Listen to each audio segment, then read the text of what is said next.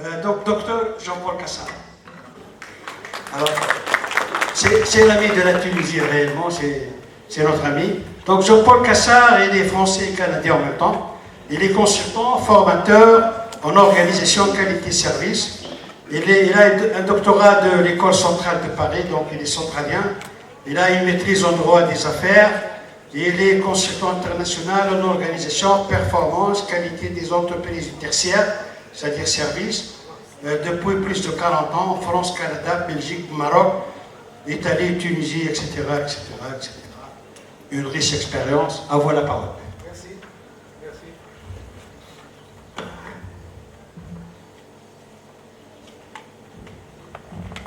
Ça fonctionne, formidable. Tout à l'heure, lorsque le Dr Magda a demandé s'il y avait quelqu'un de stressé, elle ne m'a pas regardé, heureusement, parce que alors j'étais sous la chaise. Dessus, sous la chaise. On va regarder, je ne suis pas médecin. Je ne suis pas médecin, comme l'a dit mon ami Soué. Je suis organisateur et j'ai la chance de travailler aussi bien en Europe qu'en Amérique du Nord, et aussi, bien sûr, en Tunisie. Et donc, je vais vous parler de quelque chose qui est...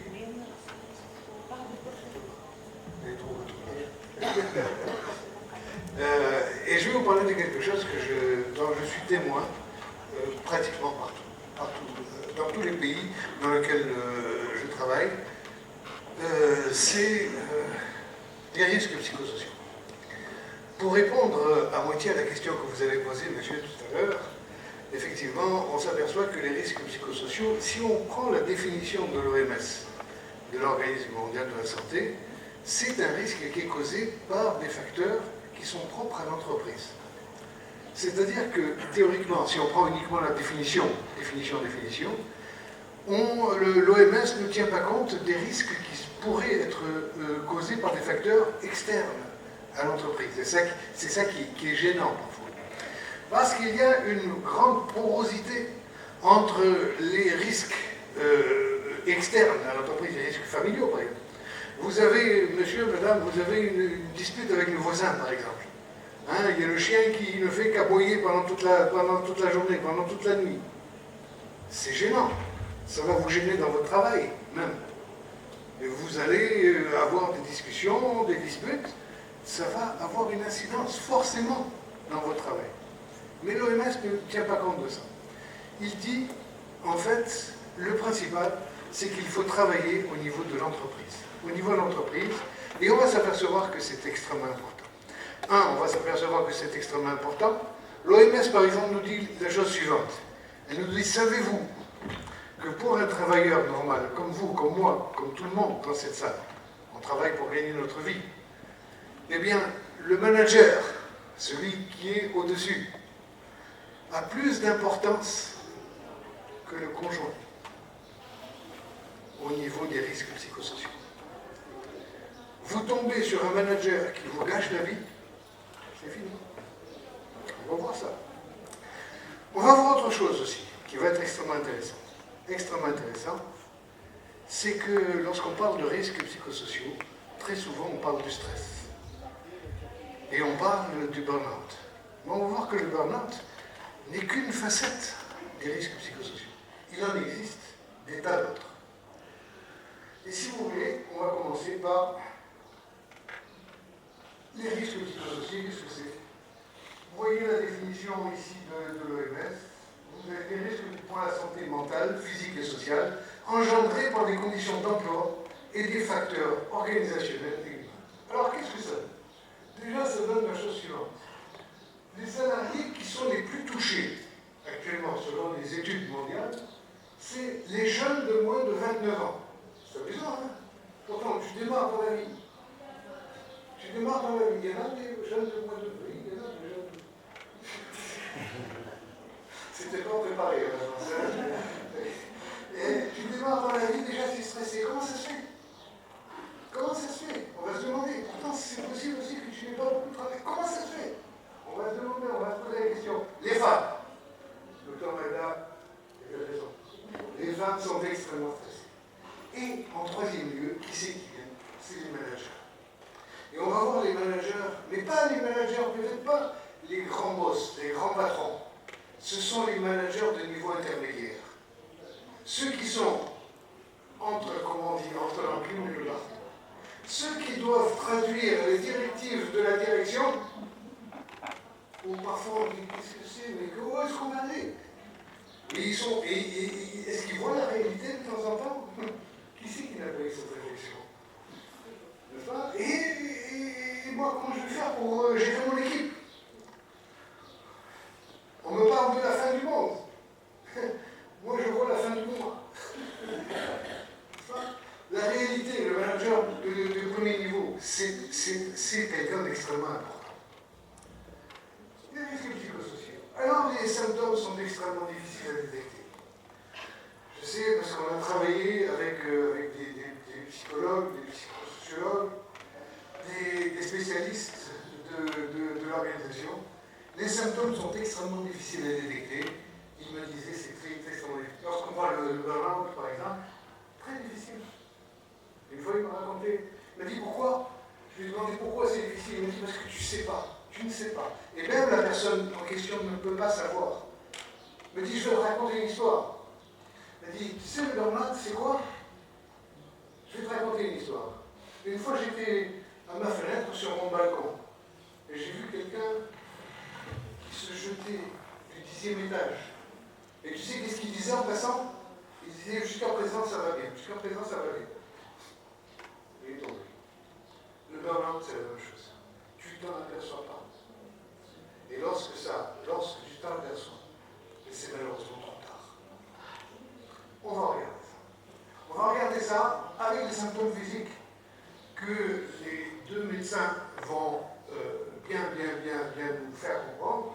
Et les symptômes physiques, c'est les migraines, les maux de tête, les muscles tendus, la fatigue inexpliquée, la digestion difficile, les troubles de sommeil, tout ce que nous a dit Dr Becker, tout ce que va nous dire Dr.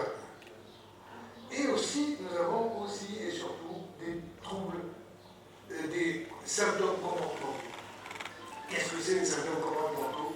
Les addictions au café, au tabac, à l'alcool, et surtout les nouvelles addictions. Quelqu'un qui fumait, il ne fumait pas jusqu'à présent. Du jour au lendemain, il commence à fumer. Quelqu'un, vous le voyez à la machine à café, dans le bureau, et vous le voyez, il a pris son 5e café. C'est pas trop? Non, j'en ai besoin. Pourquoi tu as besoin? Il ne sait pas. Il ne le sait. Il ne sait pas. Il ne sait pas. Et c'est ça le plus. La nervosité, l'agressivité.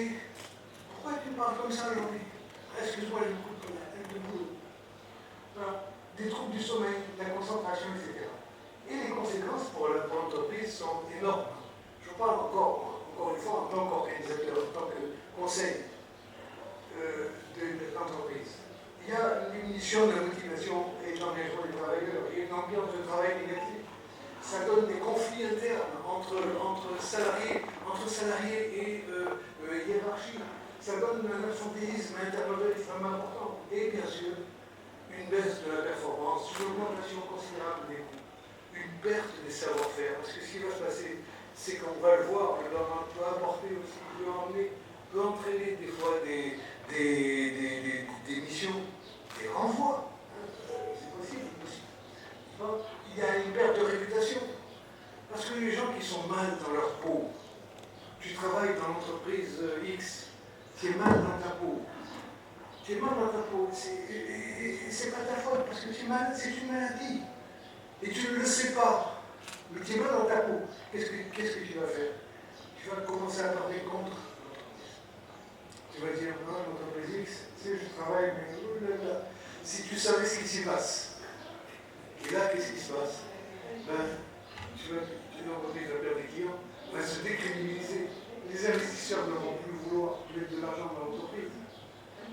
C'est une merde pour tout. Alors, quels sont les syndromes? Les syndromes, effectivement, l'autre fois je vous donne le micro encore une fois, c'est vous les trois niveaux. C'est ça, c'est la théorie du syndrome général de l'adaptation. C'est-à-dire que l'organisme, excuse-moi, docteur Becker, je répète un petit peu, mais encore une fois, au vu de l'organisateur, hein, tu vas voir. C'est-à-dire que la première étape, c'est là, il y a un facteur quelconque. On va voir qu'est-ce que c'est le facteur. Il y a le facteur qui va, et l'organisme va réagir. Il y a une phase de surprise, comment ça se fait? Comment ça se fait? J'ai un nouveau manager. Comment ça se fait? Pourquoi il demande ça? Qu'est-ce qu'il y a derrière la tête? Il y a une phase de défense. La deuxième étape, c'est la résistance. On essaye de résister. Et la troisième étape, c'est l'épuisement. Je vous montre ici un citron. Pourquoi? Parce que justement, c'est un ami que j'ai, qui est psychologue, et qui est psychologue des organismes, enfin, qui est psychosociologue, m'a dit, en fait, c'est comme un citron. Au début, tu peux presser, il y a du jus, qui est la fin qui arrive. La fin qui arrive, tu dois le jeter ici. Et bien, c'est exactement ce que va ressentir la personne. Elle veut être jetée. Elle veut être jetée. C'est une maladie. Mais le message que je voudrais aussi vous faire passer, c'est que c'est une maladie dont on guérit. C'est pas quelque chose qui est impossible à guérir. C'est quelque chose qu'on guérit très facilement. Et on va commencer par le plus connu, le burn-out. Le burn-out, c'est d'après l'OMS, c'est un état d'épuisement physique, et émotionnel, résultant de l'exposition à des situations de travail émotionnellement exigeantes. Alors, c'est causé par quoi? Par les habitudes, des horaires de travail. C'est les heures de travail qui sont trop de travail dans la journée. L'empilement des tâches administratives. Tu t'aperçois parfois que les tâches administratives, il y a beaucoup de tâches administratives et peu de tâches opérationnelles. Et ça, je vois des amis médecins, ils me disent, mais de plus en plus, on a des rapports à faire, on a des choses à faire, on a remplir des tableaux Excel, etc. C'est obligatoire. Et on le fait. Mais par contre, c'est un empilement de tâches administratives qui vient se rajouter à des choses qui vient se rajouter à nos tâches opérationnelles. Il y a des reportings abusifs et ce qu'on appelle des temps idiots. C'est-à-dire, si tu dois faire quelque chose, note-le. Je vois des gens qui sourient en disant oui, on connaît ça. Effectivement, c'est ce qu'on appelle aussi des temps idiots. Pour nous, ça ne sert à rien. Peut-être pour l'administration, ça peut servir à quelque chose. Mais pour nous, ça ne sert à rien. Mais par contre, ça nous mange beaucoup de temps. C'est ça le problème. Qu'est-ce qu'on a encore? On a encore les changements de hiérarchie. C'était l'objet d'une question aussi. Vous changez de manager. Bon, vous demandez quelque chose. Est-ce qu'on va lui donner? Comment il va l'accepter? Est-ce que c'est bien fait? C'est stressant. C'est stressant. Les conflits interpersonnels, bien sûr. Les insécurités au travail. J'ai un contrat de travail qui se termine la semaine prochaine. Qu'est-ce que je vais trouver? Comment est-ce que je vais gagner ma vie? Comment est-ce que je vais donner à manger? Ma famille? Et donc, les résultats, c'est de l'épuisement physique et psychique, le retrait d'indifférence vis-à-vis du travail, la perte d'efficacité, l'irritabilité, l'isolement et la dévalorisation de soi. Et ça, c'est le burn-out. Mais on va passer rapidement sur le burn-out parce que tout le monde en a entendu parler et on connaît tous, on connaît tous. Mais il y a quelque chose dont je suis témoin depuis pas longtemps, ça fait à peine une vingtaine d'années, c'est quelque chose qui est apparu, je vous dis, depuis une vingtaine d'années. Je n'avais jamais vu ça avant. Jamais vu ça avant. C'est quoi? C'est ce qu'on appelle le burn-out. Le burn-out, c'est quoi? C'est l'épuisement professionnel par l'ennui. Et je vois beaucoup, j'en vois plusieurs, en tout cas, des organisations où on va avoir des sous-charges de travail. Des gens qui vont s'ennuyer au travail. Il n'y a pas grand-chose à faire. Il y a manque de défis. La routine est beaucoup trop lourde. On n'a pas à relever de défis. Le travail n'est pas intéressant. On est surqualifié pour la tâche. Ça, je peux le faire en 2 heures. Tu me donnes une semaine pour le faire. Je vais le faire en 2 heures. Donne-moi autre chose à faire. Tu vois de quoi je suis capable. Non, c'est une semaine pour le faire. Qu'est-ce que tu fais? Il y a, la mise au placard. La mise au placard, qu'est-ce que c'est? Il y a que lorsque tu veux te débarrasser de quelqu'un, tu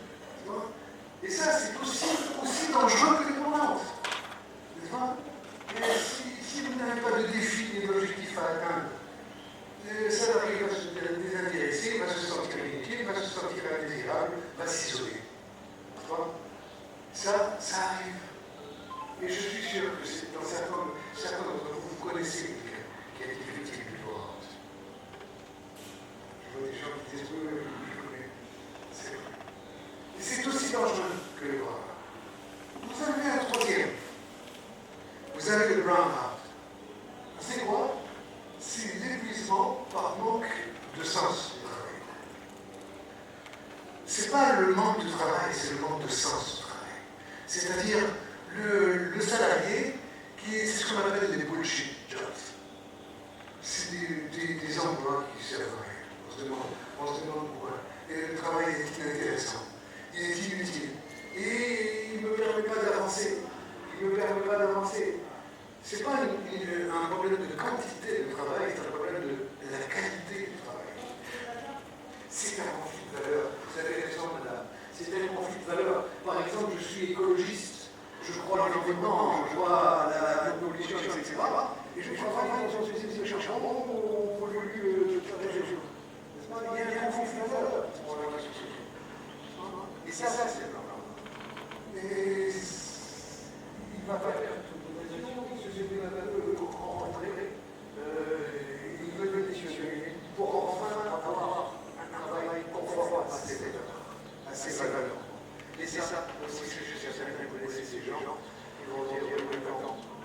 Lorsque je suis aperçu que j'ai un agent, un facteur de la pollution, par exemple, quelque part, ça m'a intéressé. Non, je travaille dans un job où je me reconnais. C'est typiquement le cas. Et vous avez. Alors, vous avez des métiers. D'abord, commençons sur les métiers qui sont des métiers à force sens au travail, c'est-à-dire où il n'y a pas de plan généralement. Ces métiers-là sont généralement des métiers d'aide. Les aides à domicile, les aides ménagères, qui aiment leurs clients, ils aiment les vieillards, ils les chérissent. Ils sont là toujours à attendre qu'est-ce que vous voulez, parce que je veux vous aider, etc. Vous avez les médecins, les infirmières. C'est des gens qui font très. Ils ont un sens du travail, puis c'est parfaitement confond. Essayez d'être infirmière si ce n'est pas la personne, il n'y arriverait pas. Donc ces personnes adorent, ces infirmières adorent, ces médecins adorent, ils ont envie. Vous aimez le contact avec les clients, vous aimez aider, vous aimez, c'est presque affectif comme relation. Vous avez des professionnels, des assistants maternels, des professionnels dans le domaine de la culture, du sport, de l'écologie, des professionnels de la recherche. Tout ça, c'est des métiers à fort sens, à fort valeur. On voit très peu de blanc. Vous avez des métiers à plus faible sens du travail. Vous avez les ouvriers non qualifiés de la manutention, du bâtiment public, de la mécanique. Vous avez les cadres et les employés de banque d'assurance. S'il y en a qui se sont contre vous avez des employés, vous avez des agents de gardiennage, de sécurité, des employés de nettoyage, des vendeurs de magasins, des employés non qualifiés de l'organisation. Ça, c'est, vous avez souvent des gens qui ne trouvent plus d'intérêt dans leur travail. Ce travail de mode, c'est rigoureusement la même chose. Et vous avez les métiers qui sont ressentis comme particulièrement mieux. C'est pas moi qui dis, c'est des métiers de l'analyse des données, la comptabilité, la fiscalité, la banque. C'est beaucoup de métiers à chercher. Où on va retrouver beaucoup de gens qui se révèlent fatablement.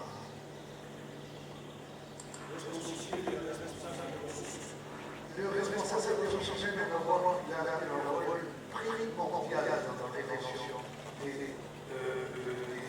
risques sociaux. Vous, madame, vous êtes RH. Très bien. Je vois. Eh bien, on leur voit que c'est extrêmement important. Vous allez jouer un rôle primordial. On va voir comment. On va vous mettre sur ce travail. Ensuite, on va voir que. Et pourquoi tout ça se passe? Pourquoi est-ce qu'on on s'aperçoit que le blanc est en train de devenir, disons, l'élément le plus important des risques sociaux, c'est que de mon temps, moi je suis un ancêtre, mais de mon temps, on travaillait pour les amis. Et c'était pratiquement l'unique intérêt. Pratiquement. C'est-à-dire que c'est ça l'objectif. Aimer ses amis. Mais de plus en plus, les jeunes, quand je dis jeunes, c'est vous. On va dire les jeunes. N'est-ce pas? Eh bien, on a de plus en plus ce qu'ils veulent, un travail, c'est un apport de socialisation. Ils veulent, dans un travail, avoir des partenaires de travail. Ils veulent avoir des amis.